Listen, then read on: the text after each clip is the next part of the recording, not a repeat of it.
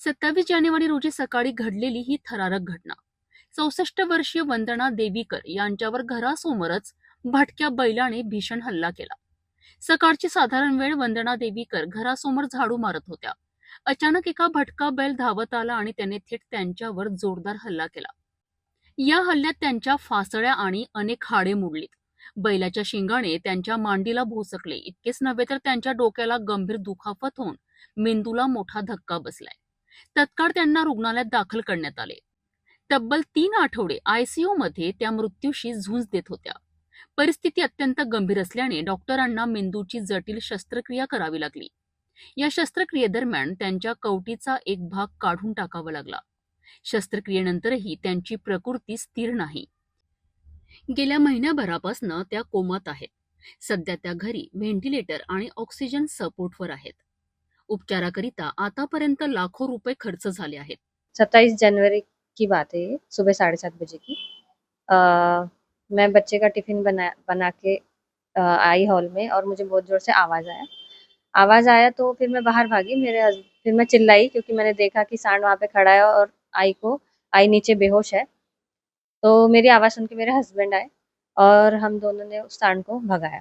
फिर उसके बाद हम उन्हें तुरंत ही हॉस्पिटल लेके गए।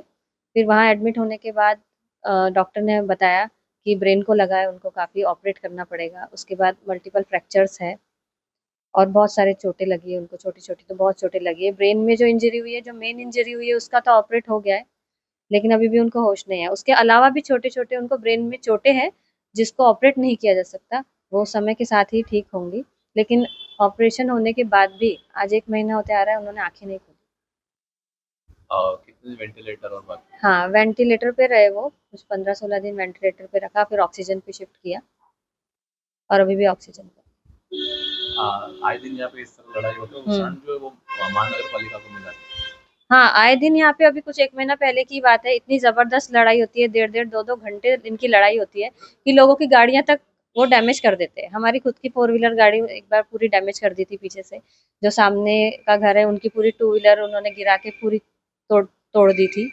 और उसके पहले भी एक बार सांड की लड़ाई हुई थी। मतलब आए दिन यहाँ पे है इनकी लड़ाइयाँ होती रहती है। वो मिला नहीं अब तक सांड? नहीं, मिला नहीं। और मॉर्निंग में उनका टाइम ही है, अभी भी आते हैं। और पड़ोस में आपके किसी पे हमला हुआ था? हाँ, पड़ोस में हमारे 2 घर छोड़ के एक बड़े काका जी रहते हैं। वो मॉर्निंग वॉक के लिए गए थे। गजानन महाराज मंदिर है न्यू नरसार रोड पे, वहाँ पे वो मॉर्निंग वॉक करते दोनों हस्बैंड वाइफ। तो उनके ऊपर आया तो उन्होंने उसके सींग पकड़े तो, और उसका रास्ता मोड़ा तो वो गिर गए, उनको बैक इंजरी हो गई। और फिर लोगों ने उनकी मदद की। सांड भाग गया और भाग के फिर उसने यहाँ आके अटैक किया। फिर उनको लोगों ने मदद की और घर तक रिक्शा करके भेजा। और उनको वो घर तक नहीं आते तो यहाँ पे फिर उसने यहाँ पे मेरी मदर इन लॉ का अटॅक किया। मात्र प्रकृतीत सुधारणा नसल्याने कुटुंबावर आर्थिक आणि मानसिक संकट कोसळले आहे. या घटनेचे सीसीटीव्ही फुटेज सोशल मीडियावर व्हायरल होत असून नागरिकांमध्ये संताप व्यक्त केला जात आहे. शहरातील वाढत्या भटक्या जनावरांच्या समस्येकडे प्रशासन दुर्लक्ष करत असल्याचा आरोप केला जात आहे. महानगरपालिका आता तरी जागी होणार का? एका निष्पाप महिलेचे आयुष्य उद्ध्वस्त. जबाबदार कोण? प्रशासन कधी जागे होणार? हा प्रश्न सर्वसामान्य नागरिक विचारित आहेत. पूर्णा खिरडे आहे. मी वंदना देवीकर यांची सिस्टर आहे. म्हणजे एक सिस्टरचं मी काम करते. त्यांचं असं होतं की ही जी घटना झाली त्याच्यानंतर त्यांना एवढी हेड इंजुरी झाली की त्यांचं क्रॅनिओटॉमी करावं लागलं. ऑपरेट झालं, एवढा मोठा खर्च झाला आणि ती व्हेंटिलेटरवर गेली.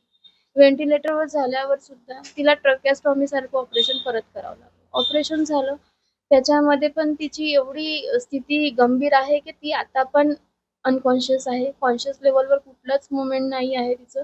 आणि तिला एकदम एक्सटर्नल इंटरनल खूप सारी इंजुरी झाली. मल्टिपल फ्रॅक्चर खूप सारे आहेत. हाताला फ्रॅक्चर आहे तिच्या. आणि एवढं सगळं होऊन पण, एवढी तिची सेवा करून पण अजून कुठलाच रिस्पॉन्स ती देत नाही आहे. आणि डॉक्टरने सरळ सांगितलं आहे की कधीही काही होऊ शकतं. तुम्ही बघा, तिच्याकडे वॉच करा, जस्ट वेट अँड वॉच. बाकी एवढंच म्हणू शकते. आणि इथे सांडाची एवढी भीती, एवढी दहशत आहे की मी सुद्धा येते इथे बघायला, तर मलाही खूप भीती वाटते. आणि इव्हन फिरतच असतात सांड, त्याच्यामुळे खूप गंभीर स्थिती आहे.